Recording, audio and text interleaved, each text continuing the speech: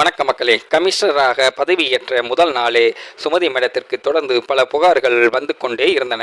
இரவு நேரமாகிவிட்டால் பெண்கள் தெருக்களில் பாதுகாப்பாக நடக்க முடியாத நிலை, சமூக விரோதிகளின் தொல்லை நாளுக்கு நாள் அதிகரித்து கொண்டே இருந்தது. தயவு செய்து இதற்கு ஏதாவது தீர்வு காணுங்கள் என்பதே பெண்களின் வேண்டுகோள். இந்த சம்பவம் தெலுங்கானா மாநிலத்தில் நடந்தது. அடுத்த நாள் இரவே 1 கிலோமீட்டர் சுற்றளவில் போலீஸ் படையை தயார் நிலையில் வைத்தார் கமிஷனர் சுமதி. தன்னுடைய யூனிஃபார்மை கழற்றி சாதாரண உடையில் தெருக்களில் தனியாக நின்றார். சில நிமிடங்களிலே தெருவில் புதிதாக ஒரு பெண்ணை பார்த்த நரம்பு நோயாளிகள் ஒவ்வொருவராக வரத் தொடங்கினார். முதலில் பேச்சு, பின்னர் மெதுவாக தொந்தரவு செய்ய ஆரம்பித்தனர். சிக்னல் கிடைத்தவுடன் மறைந்து நின்றிருந்த போலீஸ் குழு ஒவ்வொருவரையும் பிடிக்கத் தொடங்கியதும் இவ்வாறே நடந்த அந்த அண்டர் கவர் ஆபரேஷன் மூலம் சில மணி நேரங்களுக்குள் கமிஷனர் அவரது குழுவும் சுமார் 40 சமூக விரோதிகளை கைது செய்தார். பெண்களின் பாதுகாப்புக்காக ஒரு பெண்ணே நேரடியாக களம் இறங்கி பெரிய பிரச்சனைக்கு தீர்வு கண்டார்.